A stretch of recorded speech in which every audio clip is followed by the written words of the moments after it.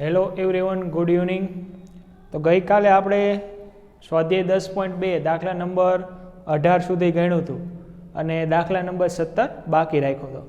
તો આજે આપણે દાખલા નંબર 17ની શરૂઆત કરીએ. તો દાખલા નંબર 17ની રકમ જો બુક ખુલ્લી રાખજો બધા, પેજ નંબર 212, સ્વાધ્યાય 10.2 દાખલા નંબર 17.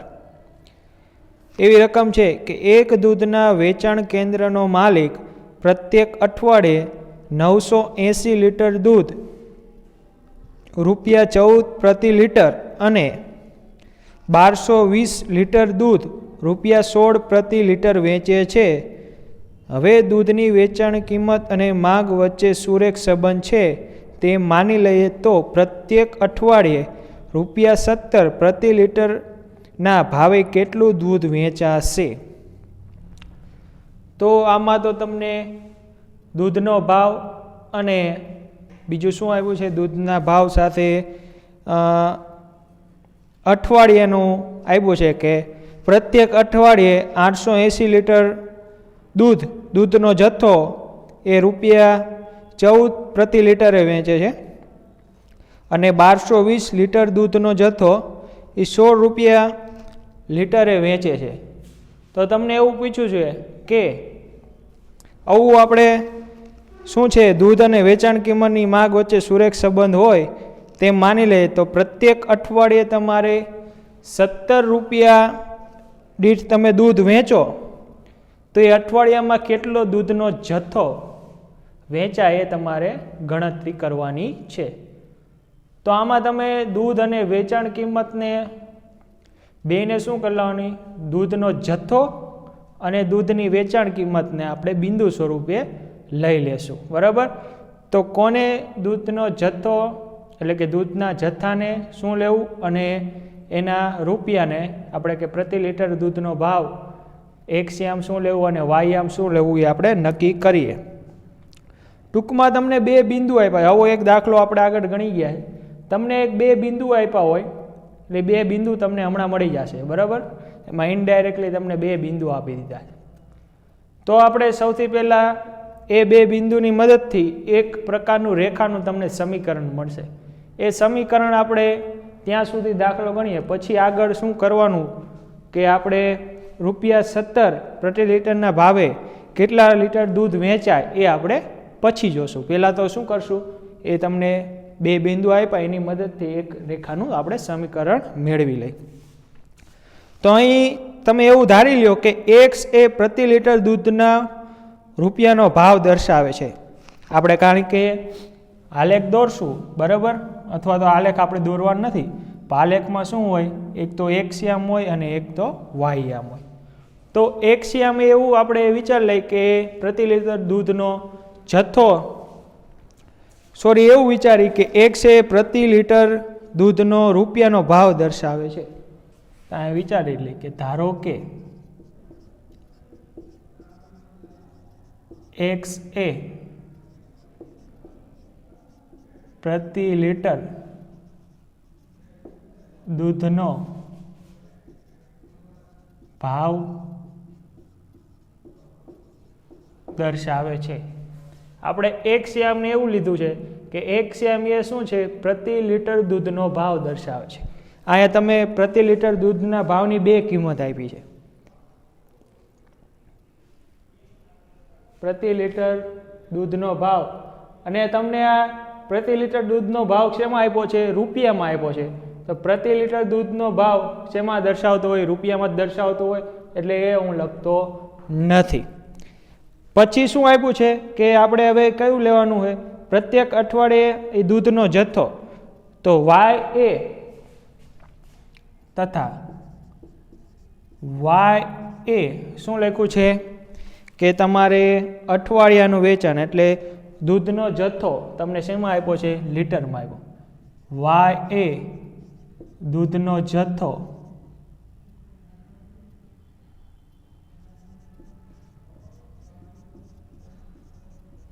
લીટરમાં દર્શાવે છે. અહીંયા દૂધનો ભાવ રૂપિયામાં દર્શાવશે એવું લખી નાખી, કારણ કે અહીંયા દૂધનો જથ્થો આપણે લીટરમાં એવું લખ્યું છે એટલા માટે. પ્રતિ લીટર દૂધનો રૂપિયામાં ભાવ દર્શાવે છે, દૂધનો રૂપિયામાં ભાવ દર્શાવે છે. તો આપણે ટૂંકમાં શું છે કે x યામ બરાબર પ્રતિ લીટર દૂધનો રૂપિયામાં ભાવ અને y યામ બરાબર દૂધનો જથ્થો લીટરમાં, એવું આપણે વિચારી લીધું. તો રકમ ઉપરથી તમને બે બિંદુઓ મળશે. તો રકમ ઉપરથી તમને બે બિંદુઓ મળે. કયા કયા? તો એક તો 980 લીટર હોય ત્યારે કેટલું દૂધ રૂપિયામાં વેચાય છે? 14. એટલે એક બિંદુથી તમારે 14,980. તો અહીં આપેલ બે બિંદુઓ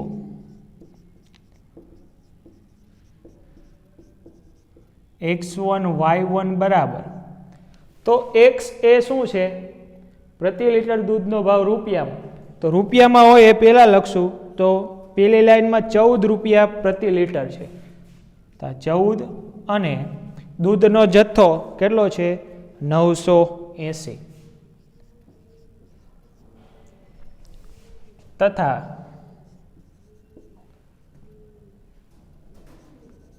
x2 y2 બરાબર,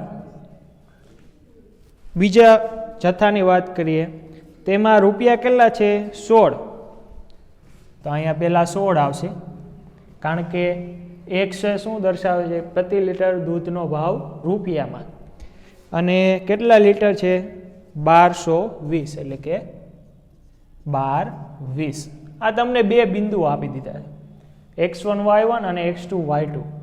તો આ બે બિંદુનો ઉપયોગ કરીને આપણે શું મેળવશું? રેખાનું સમીકરણ મેળવશું. તો બે બિંદુ સ્વરૂપ રેખાનું સમીકરણ શું થશે? બે બિંદુ સ્વરૂપ રેખાનું સમીકરણ y માઇનસ y1 ના છેદમાં y2 માઇનસ y1 બરાબર x માઇનસ x1 ના છેદમાં x2 માઇનસ x1. આની અંદર કિંમત મૂકો. તો y માઇનસ y1 y1 980 છેદમાં y2 માઇનસ y1 એટલે 1220 માઇનસ 980 બરાબર x માઇનસ એટલે x1 x2 કેટલા છે? 1220 અને y1 છે 980. હવે x માઇનસ x1 કેટલા છે? 14 છેદમાં x2 માઇનસ x1 એટલે 16 માઇનસ 14. તો આનું સાદું રૂપ આપો તો y માઇનસ 980 ના છેદમાં કેલ્ક્યુલેટરમાં 1220 માઇનસ 980 કરશો એટલે તમારો જવાબ આવશે 240. તમારો જવાબ અહીં કેટલા હશે? 240 બરાબર x માઇનસ 14 ના છેદમાં 16 માઇનસ 14 એટલે કે 2.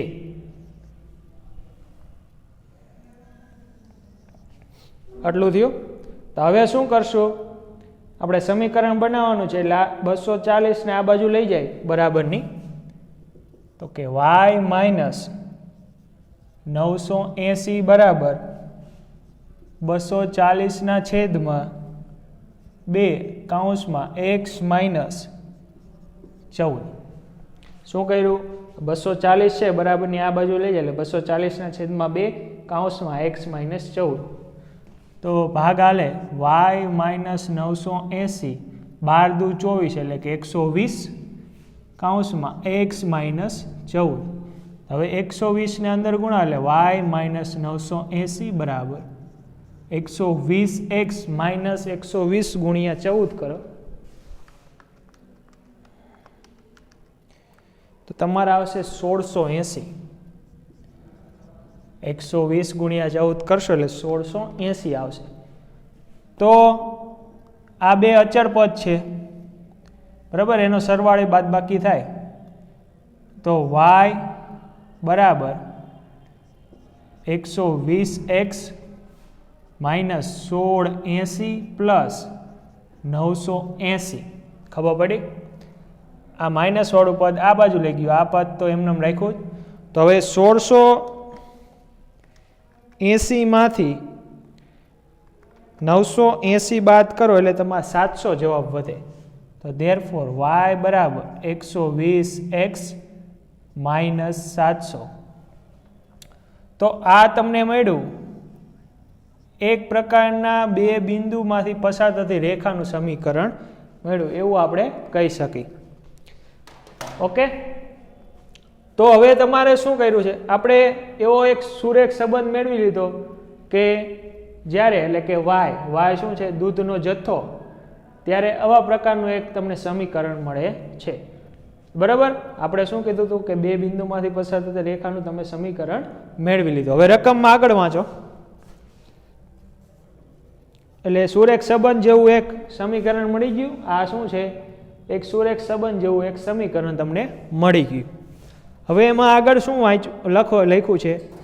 તો પ્રત્યેક અઠવાડિયે ₹17 પ્રતિ લીટરના ભાવ હોય તો પ્રત્યેક અઠવાડિયે ₹17 પ્રતિ લીટરનો ભાવ હોય ત્યારે દૂધનો જથ્થો કેટલો હશે તમારે ગણવાનું છે.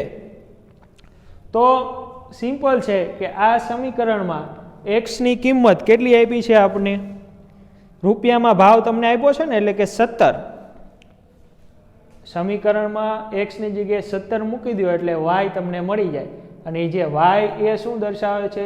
વાય એ દૂધનો જથ્થો લીટરમાં દર્શાવે છે, જે તમારે શું કરવાનું છે? શોધવાનું છે. અને વાય જે મળશે તમને અઠવાડિયાના પ્રતિ વાય છે દૂધનો જથ્થો, અઠવાડિયાનો તમને દૂધનો જથ્થો મળશે. તો આપણે આ સમીકરણ છે ઉપરના સમીકરણમાં x બરાબર 17 લેતા, કારણ કે આ તમને એવું કીધું છે જ્યારે ₹17 હોય ત્યારે અઠવાડિયામાં કેટલો દૂધનો જથ્થો વપરાયેલો હોય. તો આ એક પ્રકારનું સમીકરણ મળ્યું. તો આ x બરાબર 17 મૂકી દો. y બરાબર 120 ગુણ્યા 17 માઇનસ 700. તો 120 ગુણ્યા 17 કરો પહેલા. 120 ગુણ્યા 17 તો મળશે તમને 2040 માઇનસ 700 જવાબ આવશે 1340. આ વાય, તો ધેરફોર વાય બરાબર 1340. તો આ તમારો આન્સર થઈ ગયો.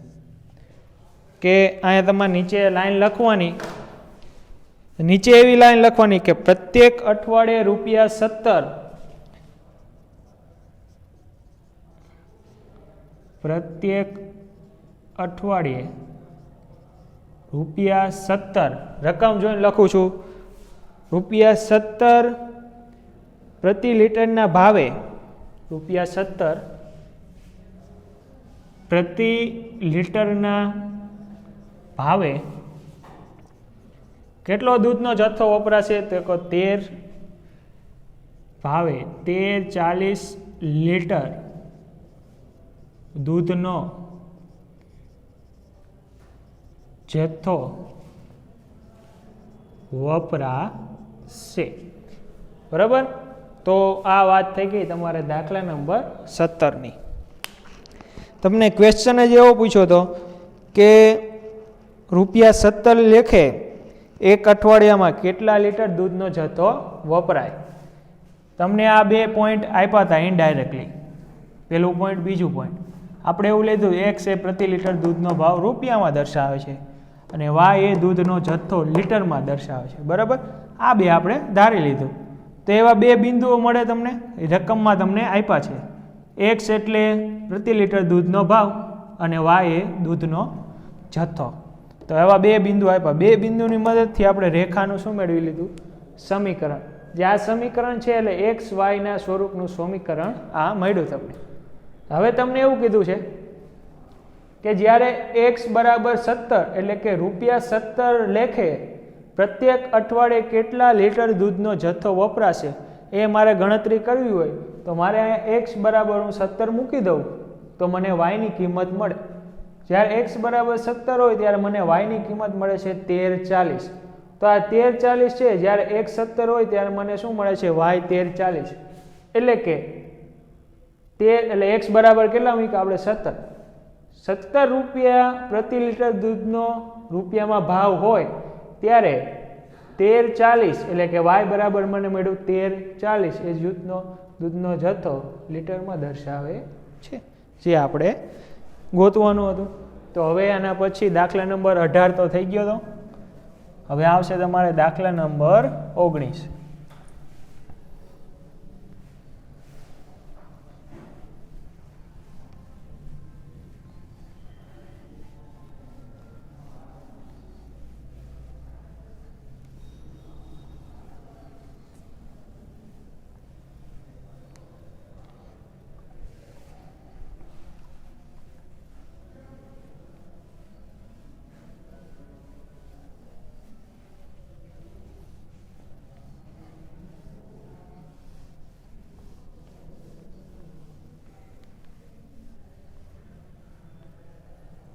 તો હવે આવશે તમારે આના પછીનો દાખલો, દાખલા નંબર 18 દાખલા નંબર કાલે આપણે ગણ્યો હતો, તો આવશે તમારે દાખલા નંબર 19. એના જેવો જ છે, થોડોક ડિફરન્સ છે. દાખલા નંબર 19 રકમ જો શું લખ્યું છે કે બિંદુ R H કે જે રેખાના અક્ષો વચ્ચે બનતા રેખાખંડનું 1:2 ગુણોત્તરમાં વિભાજન કરે તો તે રેખાનું તમારે સમીકરણ મેળવવાનું છે. તો હવે કંઈક આપણે આકૃતિ દોરી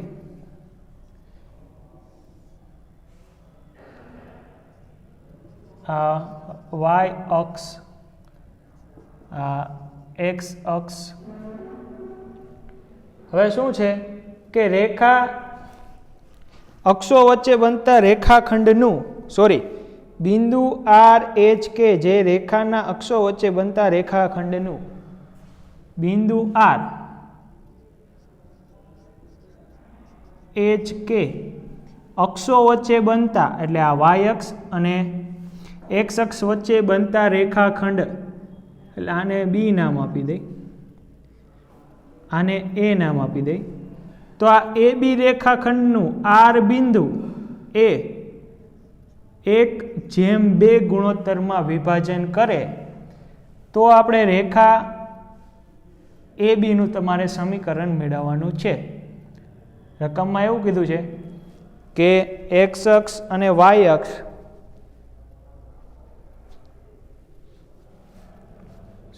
એવું કીધું છે કે અક્ષો વચ્ચે બનતા રેખાખંડનું, એટલે અક્ષો વચ્ચે બનતો રેખાખંડ છે, બરાબર. તે એના પરનું એક બિંદુ એટલે કે AB નું પર એક બિંદુ આપ્યું છે, એ આ રેખાખંડનું 1:2 ગુણોત્તરમાં વિભાજન કરે તો આ રેખા એટલે કે રેખા AB નું તમારે સમીકરણ મેળવવાનું છે. તો માની લ્યો કે આટલો ભાગ A છે અને આટલો ભાગ B છે. તો આટલા ભાગને શું કહેવાય? x અંતઃખંડ, આટલા ભાગને કહેવાય y અંતઃખંડ, બરાબર. તો આપણે જે આપણે આ આકૃતિમાં સમજાય આપણે લખવાનું છે. તો અહીં રેખા એ x અક્ષને બિંદુ A શેમાં છેદે છે? બિંદુ A0 અને y અક્ષને બિંદુ B 0B માં છેદે છે. એટલે A ના આયામ તમે શું લખી શકો? A0, B ના આયામ લખી શકો 0B. આટલું આપણે ધાર્યું છે. બરાબર. એક્સ અક્ષને બિંદુ A0 માં અને વાય અક્ષને બિંદુ B0B માં છેદે છે તથા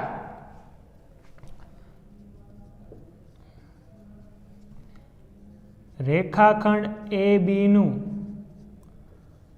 A તરફથી બિંદુ R એ 1:2 ગુણોત્તરમાં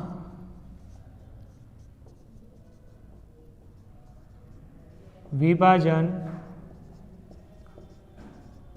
કરે છે તથા રેખાખંડ AB નું જે R બિંદુ છે એ 1:2 ગુણોત્તરમાં A તરફથી વિભાજન કરે છે. બિંદુ R એ અહીં લખી નાખવું પડશે કે A તરફથી 1:2 ગુણોત્તરમાં વિભાજન કરે છે. તો હવે તમારે આ રેખાનું તમારે સમીકરણ મેળવવું પડશે, એટલે કે રેખા AB નું તમારે સમીકરણ મેળવવું પડશે. તો સૌથી પહેલા અંતઃખંડ સ્વરૂપનું રેખાનું સમીકરણ, અંતઃખંડ સ્વરૂપનું રેખાનું સમીકરણ કેવું થશે? x/a + y/b બરાબર 1. આને તમે કહી દો સમીકરણ નંબર 1. કેમ આ ડાયરેક્ટ સમીકરણ ન થયું? કારણ કે A અને B આપણે ધાર્યું છે કે આટલું અંતર, એટલે કે x અંતઃખંડ A અને y અંતઃખંડ B છે. એવું મેં લખ્યું નથી, પરંતુ આ બિંદુ મેં લખ્યું એના ઉપરથી તમને ખબર પડી જાય કે આટલું આપણે A ધાર્યું છે અને આટલું આપણે B ધાર્યું છે. ઓકે, તો આટલું મેળવ્યું. હવે આનો ઉપયોગ કરવાનો કે R બિંદુ એ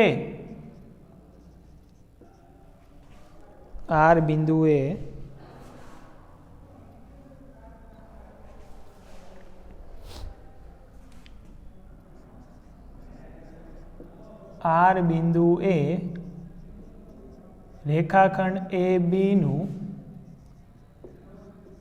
A તરફથી 1:2 ગુણોત્તરમાં વિભાજન કરે છે. ધેરફોર RHK બરાબર તમે શું લખી શકો? વિભાજન કરતા બિંદુનું સમીકરણ શું થાય? તો કે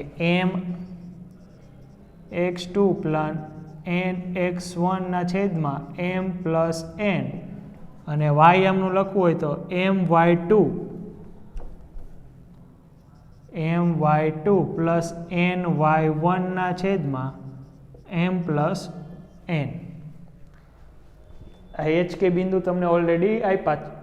તો H એટલે એનો x યામ થશે અને K એટલે y યામ મળશે. બરાબર. તો HK બરાબર m એટલે શું થશે? આ m થશે, આ n થશે. અહીં લખી નાખો. અહીંયા m એ તમારે ઢાળ દર્શાવતો નથી, ખાસ ધ્યાન રાખજો. m બરાબર 1, n બરાબર 2. બરાબર. અને x1 y1 ના તમને બિંદુ આપ્યા છે. આને એવું લાગે તો કહી જ દો, આ x2 y2, આ x1 y1. તો m એટલે શું છે આપણા કિસ્સામાં? 1. x2 કેટલા છે? x2 છે 0 પ્લસ n કેટલા છે? 2. x1 કેટલા છે? x1 છે a છેદમાં 1 + 2 કોમા m કેટલા છે? 1. y2 કેટલા છે? b પ્લસ n એટલે કેટલા છે? 2. y1 અહીંયા y1 કેટલા છે? 0 છેદમાં 1 + 2. તો આનું સાદુરૂપ આપો તો 1 × 0 એટલે 0, 2a ના છેદમાં 3 અને અહીંયા આવશે બીના છેદમાં 3, કારણ કે 2 × 0 0, તો અહીંયા આવશે બીના છેદમાં 3. તો એનો મતલબ એવો થયો કે h બરાબર 2/3 અને k બરાબર b/3 થાય. આ જે x યામ છે એ h બરાબર થાય અને k છે એ y યામ બરાબર. તો આપણા સમીકરણમાં a ની કિંમત મૂકવાની છે. તમને h ની કિંમત મળી, તો એને કરતા બનાવો તો શું થાય? તો આ 3 આયા ગુણાય એટલે 3h/2 બરાબર a. ખબર પડે? એને કરતા બનાવો, 3 આયા સાથે ગુણાય, 2 નીચે આવીએ. એવી જ રીતે આમાં b ને કરતા બનાવો તો કેટલા થશે? તો b બરાબર 3k. આટલી વાત ખબર પડી ગઈ. હવે આ બે કિંમત તમારે સમીકરણ નંબર 1 માં મૂકી દેવાની. તો હવે a અને b ની કિંમત સમીકરણ નંબર 1 માં લેતા, તો સમીકરણ 1 શું છે? x/a + y/b બરાબર 1. તો ધેરફોર x ના છેદમાં a એટલે 3h/2 પ્લસ y ના છેદમાં b એટલે 3k, આના બરાબર 1. તો આ છેદનો છેદ ક્યાં વહી જાય? અંશમાં. તો 2x ના છેદમાં 3h પ્લસ y ના છેદમાં 3k બરાબર 1. તો આ તમારે આમ જોવા જાય તો આ એક પ્રકારનું સમીકરણ તમને મળી ગયું. પણ બુકમાં કેવો આન્સર આપ્યો છે એ આપણે જોવો પડશે. તો બુકમાં તમારે હજી આનું સાદુરૂપ આપ્યું છે, બરાબર? આ h અને k નો લસા લઈ લીધો છે. અહીંયા સુધી રાખો તો તમારે સાચું જ પડે, પરંતુ બુકમાં શું કર્યું છે? h અને k નો લસા લીધો, એટલે અહીંયા સુધી તમે આ રાખ્યું, બરાબર? પછી તમારે જો બુક પ્રમાણે આન્સર લાવવો હોય તો શું કરવાનું? તો અહીંયા 3 3 તો બે પાસે છે, આની નીચે આપણે 3hk એવો લસા લેવાનો છે. શું લેવાનો? 3hk. તો આની નીચે h તો છે, k નથી, તો અહીંયા શું આવશે? 2xk પ્લસ આની બેની નીચે 3 તો છે, પણ આની નીચે h નથી, એટલે ઉપર yh, આના બરાબર 3hk. તો આ તમારું બુક પ્રમાણે રેખાનું તમારે સમીકરણ મળી ગયું. જો તો બુકમાં 2xk પ્લસ hy બરાબર 3hk, જે શું છે? આ 3hk ને આ બાજુ લેવું હોય તોય ચાલે, અથવા બરાબર ની બાજુ રાખો તોય ચાલે. જે આ તમને મળ્યું જે રેખા AB નું સમીકરણ છે, બરાબર? તો હવે આના પછીનો દાખલો, દાખલા નંબર 20, આ સ્વાધ્યાયનો છેલ્લો દાખલો, બરાબર? અહીંયા એમ એ તમારે ઢાળ નથી, એ શું છે? ગુણોત્તરનું પ્રમાણ તમને દર્શાવે છે.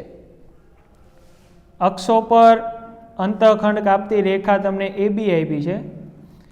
અક્ષો વચ્ચેનું રેખાખંડનું R બિંદુ 1/2 ગુણોત્તરમાં વિભાજન કરે તો રેખા AB નું તમારે સમીકરણ મેળવવાનું હતું. આટલું અંતર A ધાર્યું, આટલું અંતર B ધાર્યું, એ લખી નાખ્યા. એના ઉપરથી A ના યમ B ના યમ મળ્યા, બરાબર? R બિંદુ એ રેખાખંડ AB નું 1/2 ગુણોત્તરમાં A તરફથી વિભાજન કરે. અહીંયા સુધી ઓકે? તો આનો અંતઃખંડ સ્વરૂપ શું થાય? x/a + y/b બરાબર 1. તો હવે બિંદુ R નો ઉપયોગ કરવો પડશે. બિંદુ R એ રેખાખંડ AB નું A તરફથી 1/2 ગુણોત્તરમાં વિભાજન કરે છે. તો મને બિંદુ R ના અહીંયા મળી જાય. તો h બરાબર મને મળ્યું 2a/3 અને k બરાબર મળ્યું b/3. તો અહીંયા આપણે સમીકરણમાં a અને b ની કિંમત મૂકવાની છે. તો આના ઉપરથી a અને b ને કરતા બનાવો એટલે એની કિંમત મળી મને 3h/2 અને b બરાબર મળ્યું મને 3k. તો આ બે કિંમત સમીકરણ 1 એટલે કે આમાં મૂકી દઈ અને સાદું રૂપ આપી દઈ તો તમને આન્સર મળી જાય. આ બોક્સ કરેલો જવાબ આવે અને અહીંયા સુધી ગણો તોય સાચું, અને જો તમારે બુક પ્રમાણે આન્સર લખવો હોય તો આ બેમાં 3HK લસા લઈ લેશો એટલે તમને આ આન્સર મળી જશે. તો સ્વાધ્યાય 10.2 નો છેલ્લો દાખલો એટલે કે દાખલા નંબર 20 ગણીએ. પાછળ 1-2 દાખલા થોડાક અઘરા આવ્યા એવું આપણે વિચારી શકીએ, બહુ નહીં પણ થોડાક, પણ આ બધું તમને આવડે જ છે બરાબર. ગુણોત્તર પ્રમાણમાં રેખાનું બિંદુ કઈ રીતે લેવું એ બધું તમને આવડે જ છે, પણ આમાં થોડુંક ટ્વિસ્ટ કરીને આપ્યું છે એટલે તમને અઘરું લાગે, બાકી અઘરું કાંઈ હતું નહીં. આમાં શું તમને બધી ઇનડાયરેક્ટલી કિંમત તમને આપેલી હોય, બધી એને તમારે સમજવી પડે કે હકીકતમાં આ બધી કિંમત કેવી છે. બસ એ સમજતા આવડી જાય એટલે બહુ ઇઝી લાગે બધું, પણ એ સમજતા ના આવડે તો થોડુંક અઘરું લાગે એવું માની શકીએ આપણે. તો હવે દાખલા નંબર 20 રકમ વાંચો. દાખલા નંબર 20 શું છે કે રેખાના સમીકરણની સંકલ્પનાનો ઉપયોગ કરીને તમને 3 બિંદુ આપ્યા છે, તમારે સમરેખ બતાવવાનો છે. પણ અહીંયા એક વ્યવસ્થિત તમને પર્ટિક્યુલર કહી દીધું છે કે રેખાની વ્યાખ્યાનો ઉપયોગ કરવાનો છે તમારે. એટલે કે તમે 3 બિંદુ અત્યાર સુધી આપતા હતા, એનો સમરેખ બતાવવું હોય તો તમે કઈ રીતે બતાવતા?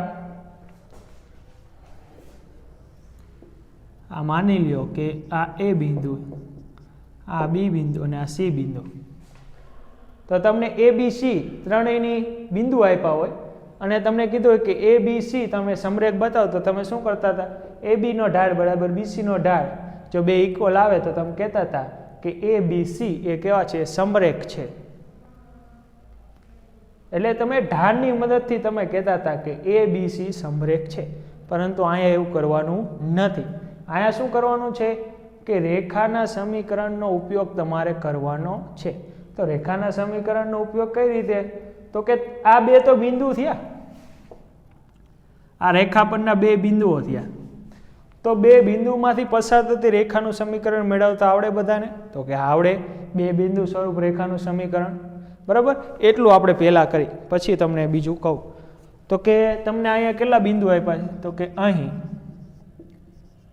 A બરાબર તમને આપ્યું છે 3 0, B બરાબર તમને આપ્યું છે -2 -2, C તમને આપ્યું છે 8 2,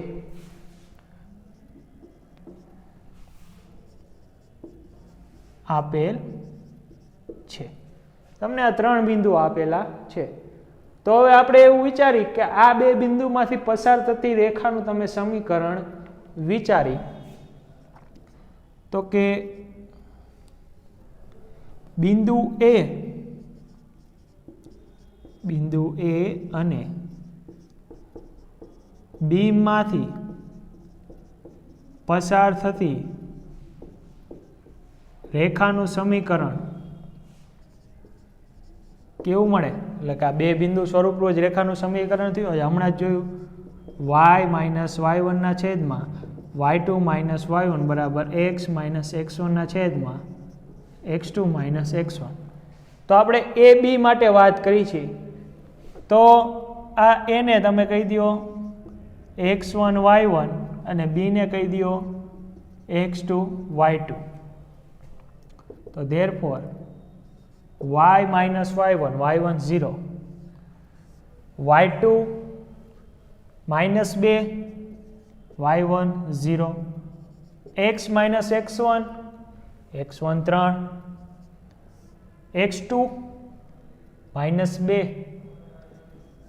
-3 -2 -3, વચ્ચે ફરજિયાત માઇનસ એટલે માટે -3. સાદુરૂપ આપો, y ના છેદમાં -2 બરાબર x - 3 ના છેદમાં -5. તો આ બે બાજુથી માઇનસ કેન્સલ થઈ જાય, આ માઇનસ અને આ માઇનસ કેવા થઈ જાય? કેન્સલ. તો આ 5 આની સાથે ગુણાય y સાથે, એટલે 5y 2 આની સાથે ગુણાય તો બરાબર 2 કૌંસમાં x - 3 સાદુરૂપ આપો એટલે 5y બરાબર 2x - 6. તો ફાઇનલ તમને રેખાનું સમીકરણ આપણે x વાળું પદ ધન, એ તો ધન જ છે, પણ આ y વાળું પદ પણ આ બાજુ લઈ નાખી તો 2x - 5y - 6 બરાબર 0. તો તમને જે આ સમીકરણ મળ્યું એ રેખા AB નું સમીકરણ મળ્યું. તો રેખા AB નું સમીકરણ મળ્યું તમને 2x - 5y - 6 બરાબર 0, જે રેખા AB નું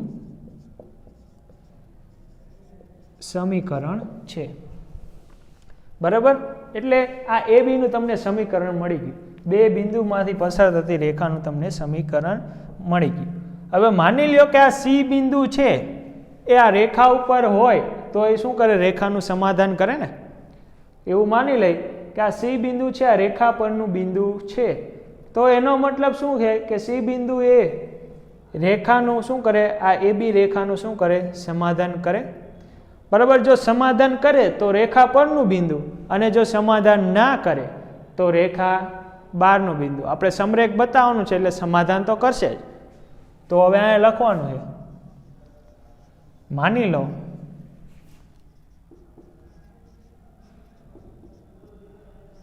C 8 2 એ રેખા AB પરનું બિંદુ છે. એવું તમે માની લીધું કે આ C બિંદુ છે એ આ AB રેખા પરનું જ કોઈ બિંદુ છે. તો C બિંદુ રેખા AB પરનું બિંદુ હોય તો એનો મતલબ એમ કે આ AB નું તમને જે સમીકરણ મળ્યું એનું શું કરતું હશે? સમાધાન કરતું હશે. તો આની અંદર કિંમત મૂકો તો સમીકરણ તમને આવું છે, રેખા AB નું સમીકરણ કેવું છે? તો કે 2x - 5y - 6 બરાબર 0. આ કાઢી નાખું છું એટલે હવે તમને સમજાઈ ગયો હશે. તો C બિંદુ મૂકતા સમીકરણમાં C બિંદુ લેતા અથવા તો મૂકતા તો 2 × 8 - 5 × 6 એટલે સોરી 2 - 6, આનો જવાબ મને શું આવવું જોઈએ? 0 મળવો જોઈએ. આના બરાબર શું મળવું જોઈએ મને? 0. તો ધેરફોર 8 દુ 16, 5 દુ 10 એટલે -10 - 6 બરાબર 0. તો 16 - 16 બરાબર 0. ધેરફોર 0 બરાબર 0. તો 0 બરાબર 0 એટલે કે આના 0 બરાબર 0 મળ્યો એનો મતલબ એમ કે આ C બિંદુ છે રેખા AB પરનું બિંદુ છે. તો ધેરફોર C બિંદુ એ રેખા AB પરનું બિંદુ છે તેમ સાબિત થાય છે. પહેલા ખબર નહોતી કે C બિંદુ એ રેખા AB પરનું બિંદુ છે, પણ એવું માની લીધું કે C બિંદુ એ રેખા AB પરનું બિંદુ હોય તો આ શરતનું પાલન કરે કે એના બિંદુ મૂકી દેવો રેખાના સમીકરણમાં તો એનું સમાધાન કરતું હોય. તો અહીંયા થઈ ગયું કે 0 બરાબર 0 તમને મળે. તો તેથી તમે કહી શકો તો કે અહીં આપેલા 3 બિંદુઓ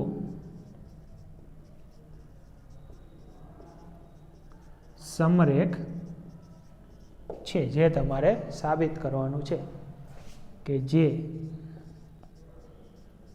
સાબિત થાય છે. તો અહીં આપણે સ્વાધ્યાય 10.2 પૂર્ણ જાહેર કરી છે. બરાબર, પછી એના પછી આગળ થિયરી જોઈએ.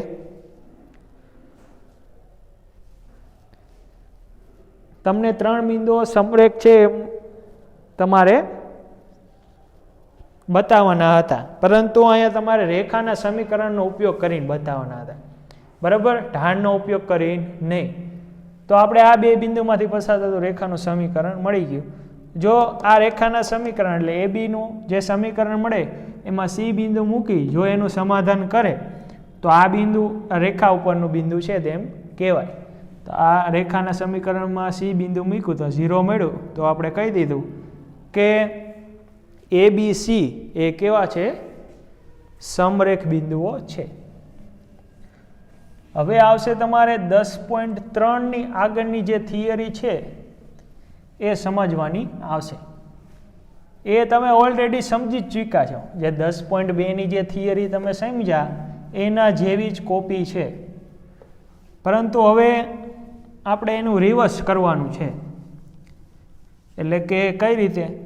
તો કે અત્યાર સુધી આપણે શું કરતા હતા કે તમને ઢાળ આપી દીધું હોય અને બિંદુ આપ્યું હોય તો એના મદદથી તમે રેખાનું સમીકરણ મેળવતા, અથવા તો એક અંતઃખંડ આપ્યો હોય અને ઢાળ આપી હોય રેખાનો તોય તમે ઢાળ અંતઃખંડ સ્વરૂપનું રેખાનું સમીકરણ મેળવતા, અથવા તો બે અંતઃખંડ આપ્યા હોય તો અંતઃખંડ સ્વરૂપનું રેખાનું સમીકરણ મેળવતા, અથવા તો અભિલંબ સ્વરૂપનું રેખાનું સમીકરણ મેળવતા.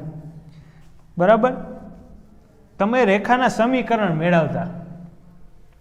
આજે આપણે ચાલુ નહીં કરીએ પણ થોડુંક એનો બેઝ છે એ સમજાવું છું. રેખાનું 10.4 રેખાનું વ્યાપક સમીકરણ એવું ટાઇટલ છે. રેખાનું વ્યાપક, આમાં શું શું આવે એનો ખાલી અત્યારે થોડોક ખ્યાલ આપી દો. બરાબર? તો રેખાનું વ્યાપક સમીકરણ એવું ટાઇટલ છે. તો અત્યાર સુધી આપણે જે ભણ્યા એમાં એવું કર્યું કે તમને ઢાળ બિંદુ આપ્યું હોય તો ઢાળ બિંદુ સમીકરણનો ઉપયોગ કરીને તમે રેખાનું સમીકરણ મેળવતા. બરાબર? હમણાં વાત કરી એમ અંતઃખંડ આપ્યું હોય તો અંતઃખંડ સ્વરૂપે રેખાનું સમીકરણ મેળવતા. એવા જુદા જુદા પ્રકારે તમે રેખાના સમીકરણ મળી ગયા. તો રેખાના સમીકરણ કંઈક આ પ્રકારના મળતા કે 2x + 3y - 6 = 0, અથવા તો 6x + 7y + 18 = 0. આવા પ્રકારના તમે અઢળક સમીકરણ મેળવી ગયા. આ બધાનો ઉપરથી તમને એવો ખ્યાલ આવે કે જો કે બધાને ખબર જ હોય કે રેખાનું વ્યાપક સ્વરૂપ શું હશે, એટલે કે એનું પ્રમાણિક સ્વરૂપમાં રેખાને કઈ રીતે દર્શાવે. તો રેખાનું પ્રમાણિક સ્વરૂપ થાય ax + by + c = 0. આ રેખાનું સામાન્ય સમીકરણ થયું, જનરલ ઇક્વેશન. બરાબર? રેખાનું શું થયું? સામાન્ય ઇક્વેશન. જ્યાં a બરાબર અહીંયા 6 દર્શાવે છે, b બરાબર 7 અને c બરાબર 18. એ આ રેખા માટેની વાત કરીએ તો એવું દર્શાવે છે. એટલે a અચળ પદ છે, b અચળ પદ છે અને c અચળ પદ છે. બરાબર? એટલે રેખાના જનરલ ઇક્વેશનને આવી રીતે આપણે દર્શાવ્યું છે. આ રેખાનું વ્યાપક સ્વરૂપ છે. તો હવે આપણે એવું તમને બધું પૂછશે કે તમને રેખાનું સમીકરણ આપ્યું હશે, યાની કે આવી તમને રકમ આપી હોય. આ શું છે? રેખાનું સમીકરણ હશે. એટલે આવી તમને રકમ આપી હોય તો અત્યાર સુધી આપણે જે ગોતતા હતા, બરાબર, આપણે ગોતતા હતા રેખાનું સમીકરણ. હવે રેખાનું સમીકરણ આપ્યું હશે ને આપણે જે મેળવવાનું છે એ શું મેળવવાનું હશે? ઢાળ મેળવવાનો હશે, x અંતઃખંડ મેળવવાનો હશે, y અંતઃખંડ મેળવવાનો હશે. બરાબર? આવી જુદા જુદા પ્રકારે અંતઃખંડ અને ઢાળ મેળવવાનું થશે આ રેખાના સમીકરણ ઉપરથી. અત્યારે તો ઢાળ બિંદુનો ઉપયોગ કરીને રેખાનું સમીકરણ મેળવતા. હવે સમીકરણ તમને આપી દીધું હશે અને એમ કહેશે કે આ રેખાનો ઢાળ શું, આ રેખાનો x અંતઃખંડ શું, આ રેખાનો y અંતઃખંડ શું, આ રેખાને અભિલંબ સ્વરૂપમાં દર્શાવો, આ રેખાને સમાંતર રેખાનું સમીકરણ શું થાય, એવું બધા તમને ક્વેશ્ચન પૂછશે. બરાબર? તો એમાં અલગ અલગ પ્રકારે તમને ક્વેશ્ચન પૂછશે. તો એમાં પહેલો પ્રકાર એક આપણે થોડીક વાર જોઈએ કે ઢાળ અંતઃખંડ સ્વરૂપ. તમને એવું ક્વેશ્ચન પૂછ્યો છે, ઢાળ અંતઃખંડ સ્વરૂપ. અત્યારે રફલી સમજાવું છું, કાલે વ્યવસ્થિત સમજાવીશ. ઢાળ અંતઃખંડ સ્વરૂપમાં કેવું હશે કે તમને રેખાનું સમીકરણ આ આપેલું હશે. તો તમને પૂછશે કે આ રેખાનો ઢાળ શું, આ રેખાનો એક્સ અંતઃખંડ શું અથવા તો વાય અંતઃખંડ શું? કારણ કે ઢાળ અંતઃખંડ આપ્યું છે એટલે કાં તો એક્સ અંતઃખંડ હશે અથવા તો વાય અંતઃખંડ તમને ગિવન હશે. અને ઢાળ એક તો ફરજિયાત આપેલો જ હોય, કારણ કે ઢાળ બિંદુ આપણે સમીકરણ મેળવ્યું એમાં શું હતું કે આ એક્સ વાય સમતલ હતું, આ રેખા છે, કાં તો એનો આ અંતઃખંડ આપ્યો હોય અથવા તો આ અંતઃખંડ આપ્યો હોય. આ રેખાનો ઢાળ તો તમને ગિવન જ હોય, ઢાળ તમને એમ આપેલો જ હોય. આ એક્સ અંતઃખંડ આપ્યું હોય કાં તો વાય અંતઃખંડ આપ્યું હોય ઢાળ અંતઃખંડ સ્વરૂપમાં, તો તમને આ રેખા આપેલી હશે. આ રેખાની ઉપયોગ કરીને તમારે આનો ઢાળ અને એક્સ અંતઃખંડ અથવા તો વાય અંતઃખંડ કોઈ પણ મેળવી લો તો ચાલશે. તો આવા પ્રકારના અલગ અલગ ટાઈપના તમારે ક્વેશ્ચન આવશે. પછી અંતઃખંડ સ્વરૂપ આવશે, પછી અભિલંબ સ્વરૂપ આવશે. બરાબર, આ તે 3 છે એ મેન છે તમારા. એ ડિટેલમાં આપણે કાલે વધારે જોશું. આ તો ખાલી રફલી અત્યારે સમજાયું, ટાઈમ હતો એટલા માટે. તો કાલે આપણે 10.3ની થિયરી ચાલુ કરશું. આજના લેક્ચર માટે અહીંયા સુધી રાખી છે. Thank you.